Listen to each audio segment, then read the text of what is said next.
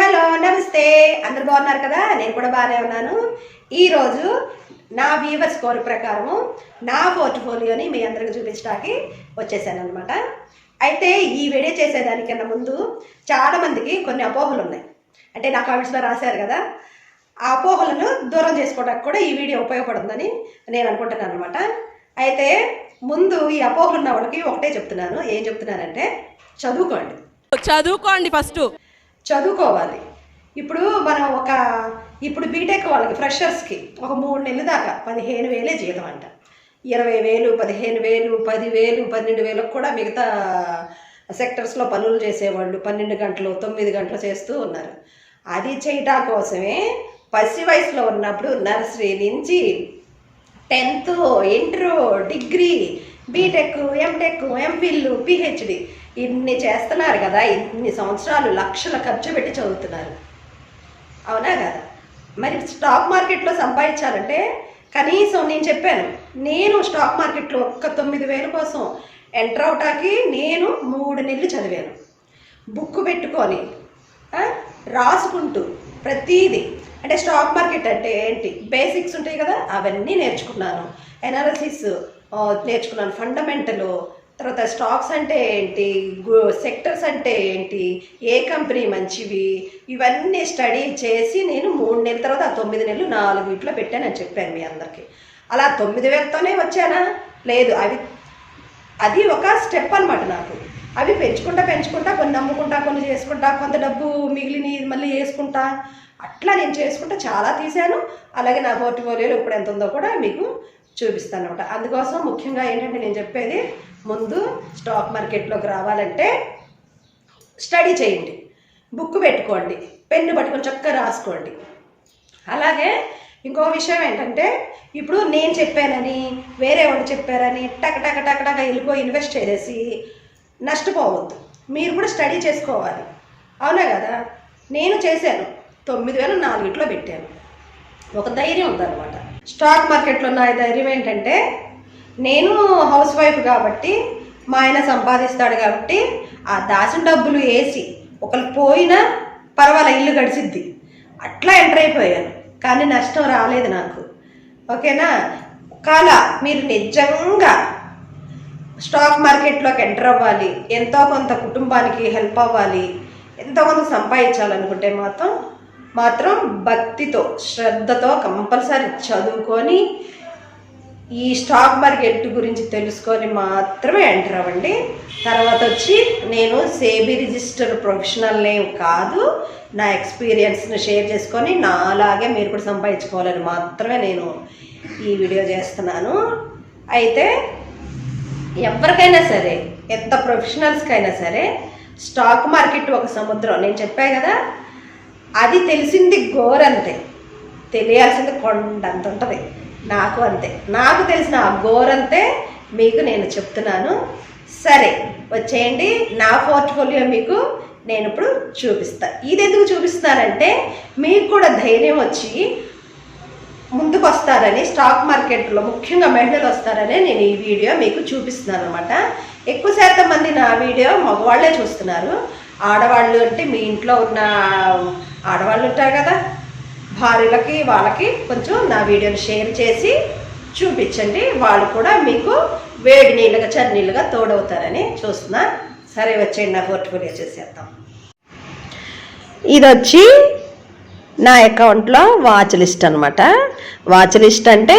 మనము స్టడీ చేసిన తర్వాత నేను అనుకున్న టార్గెట్ ప్రైజ్ పడిపోయినప్పుడు మళ్ళీ నేను వీటి మీద ఇన్వెస్ట్ చేయటానికి మనం ఒక వాచ్ లిస్ట్ని పెట్టుకోవాలన్నమాట అలా నేను స్టడీ చేసిన స్టాక్స్ అన్నీ ఇక్కడ ఉన్నాయి మీరు కూడా స్టడీ చేయండి స్టాక్స్ని పెట్టుకుందాం కదా మనం పెట్టేసుకుందామని అనుకోవద్దు మీరు కూడా ఫండమెంటల్ అనాలిసిస్ చేసుకొని వాచ్ లిస్ట్లో పెట్టుకోండి ఇదన్నమాట నా మొత్తం పోర్ట్ఫోలియో ఇక్కడ వచ్చి నేను ఎంత ఇన్వెస్ట్ చేశానో చూసుకోండి అంటే పెంచుకుంటా పోయి మళ్ళీ అది పెరిగిందాన్ని మళ్ళీ చేసి ఇన్వెస్ట్ చేసుకున్నాను అనమాట తర్వాత వచ్చి ఇక్కడ 2 days గెయిన్ ఈరోజు ఇంట్లో కూర్చొని 2,400 దాకా సంపాదించుకున్నా అట్లాగా నా గెయిన్ ఇప్పుడు వచ్చి ఈ 39,000 దాకా వెళ్ళింది కదా ఇట్లాగే పెరిగిన దాన్ని టార్గెట్స్ పెట్టుకుంటాను అనమాట నేను తీసేయటా కోసం.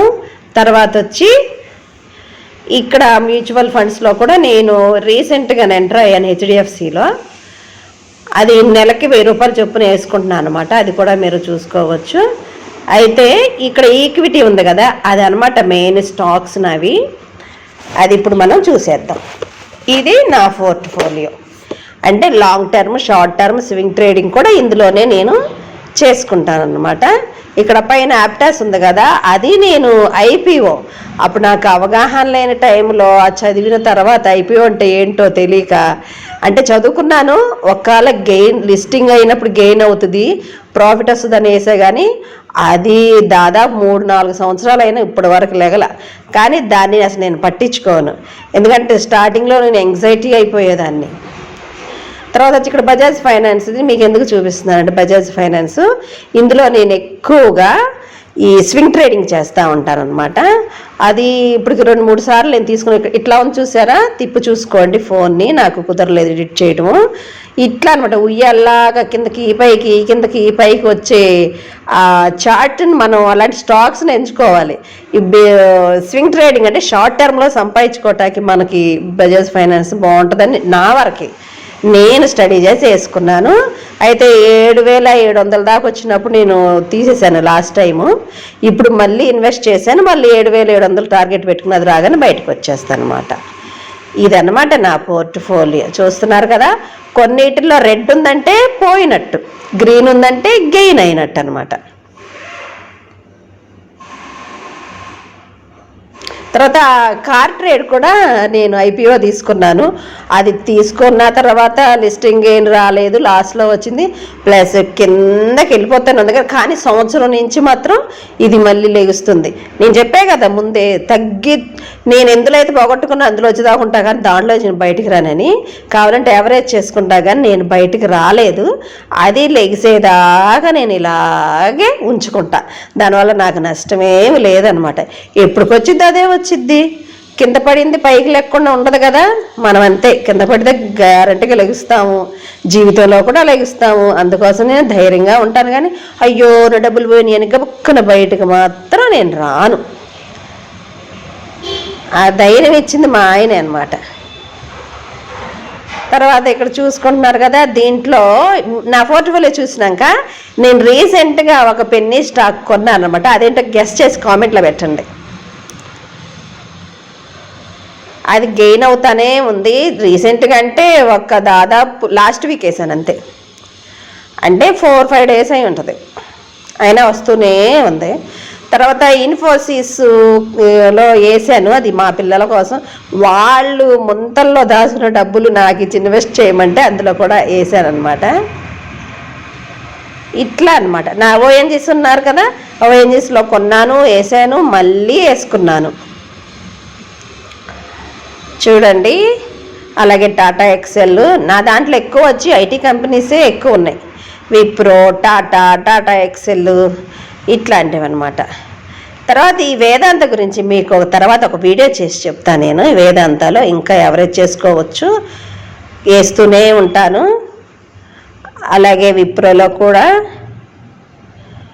ఇది అనమాట నా పోర్ట్ఫోలియో. ఇప్పుడు మీరు చెప్పండి, కొన్నిటిల్లో నేను నష్టపోయా, కొన్నిటిల్లో వచ్చినాయి. అంటే నష్టపోయానంటే నేను ఆ స్టాక్ వరకే నష్టపోయా, కానీ డబ్బుల పరంగా నష్టపోలే. ఒక దాంట్లో పడిపోతే ఒక దాంట్లో వస్తుంది. 1,00,000 రూపాయలు ఒకే దాంట్లో పెడితే పోయిద్ది. అదే 1,00,000 రూపాయలని 5-6 భాగాలుగా చేసి 5-6 స్టాకుల్లో పెట్టుకుంటే ఒక స్టాక్ అవుతే ఒక స్టాక్ వస్తుంది. ఇక్కడ చూసి మ్యూచువల్ ఫండ్స్ రీసెంట్గానే మ్యూచువల్ ఫండ్స్లో యాడ్ అయ్యాయి. ఎవరైతే టైం ఉండదు నాకు ఇవన్నీ నాకు ఇందుక ఫండమెంటల్స్ అనుకుంటే డబ్బులు మ్యూచువల్ ఫండ్స్లో ఇన్వెస్ట్ చేసుకుంటే వాళ్ళే చూసుకుంటారు, ఏ కంపెనీల్లో పెట్టాలి ఏంటి అనేది వాళ్ళే నిర్ణయించుకొని మనకి 3 సంవత్సరాలకి 5 సంవత్సరాలకి ఇంతని పర్సెంటేజ్ ఇంట్రెస్ట్తో ఇస్తారనమాట. టైం లేని వాళ్ళకి, బుర్ర లేని వాళ్ళకంటే, బుర్ర అంటే అని ఏమనుకోవద్దు, ఫండమెంటల్ నేను చేయలేను బాబు, నాకు అంత లేదురా బాబు, నేను చదవలేను అనుకుంటే మ్యూచువల్ ఫండ్లో ఇన్వెస్ట్ చేసేసుకోండి, హ్యాపీగా ఉంటుంది. ఈ పోర్ట్ఫోలియో చూసి మీ అభిప్రాయం చెప్పండి నాకు. ఇదనమాట. ఇప్పుడు కొంతమంది డౌట్స్ తీరుంటే ఏది, కొంతమంది డబ్బు వేసిందో లేదో అసలు చూపించండి అన్నట్టుగా కూడా కొంతమంది కామెంట్స్ పెట్టారు. వాళ్ళ కోరిక మేరకు చూపించాను అనమాట. చూసారు కదా నా పోర్ట్ఫోలియో. మీ అభిప్రాయాలని కామెంట్ రూపంలో తెలియచేయండి. అలాగే లాస్ట్ వీడియో నేను చేశాను కదా, డిమార్ట్ అకౌంట్ ఓపెన్ చేసుకోండి అని. ఆ డిమార్ట్ అకౌంట్ ఏది ఓపెన్ చేసుకున్నారు, ఎంతమంది చేసుకున్నారో నాకు తెలియడం కోసం మీరు కామెంట్ రూపంలో తెలియచేయండి అనమాట. నేను ముఖ్యంగా ఈ వీడియో ఎందుకు చేశానంటే, చూశారు కదా ఎక్కడ కూడా నాకు ఒక స్టాక్లో లాస్ వచ్చినా ఒక స్టాక్లో లాభం వచ్చింది. అంటే ఈ స్టాకు పోయిన స్టాకు వచ్చిన స్టాక్ని లాభాన్ని తీసుకొచ్చింది అనమాట. ఇందులో పోయినా నాకు నష్టం లేదు, ఎందుకంటే లాభంలోనే ఉన్నా కదా. అట్లాగే నేను వేసుకుంటా ఉంటాను అనమాట. నెక్స్ట్ టార్గెట్ వచ్చి నేను వీడియోస్ చేస్తున్నాను కదా, నేను ఒక మంచి ఫోన్ కొనుక్కోవాలని టార్గెట్ కూడా పెట్టుకున్నాను. షార్ట్ టర్మ్ కూడా చెప్పాను కదా, బజాజ్ ఫైనాన్స్ 7కి రాగానే అమ్మేస్తాను, అది తీసుకుంటాను అనమాట ఫోన్. ఇట్లాగే చిన్న చిన్నవి మీరందరూ చేసుకుంటారని ఆశిస్తూ, ఇప్పుడు వరకు నా వీడియో కనుక చూసి నా ఛానల్ సబ్స్క్రైబ్ చేసుకోకపోతే సబ్స్క్రైబ్ చేసుకోండి, లైక్ చేయండి, షేర్ చేయండి, అలాగే కామెంట్ చేయండి. నెక్స్ట్ ఏ వీడియో కావాలో కూడా మీరు కామెంట్లో పెట్టండి. నేనైతే మీకు స్టాక్ సెలెక్ట్ చేసుకునేటప్పుడు నేనేం చూస్తానో నెక్స్ట్ వీడియోలో మీకు చెప్తానన్నమాట. అంతవరకు సెలవు, నమస్తే.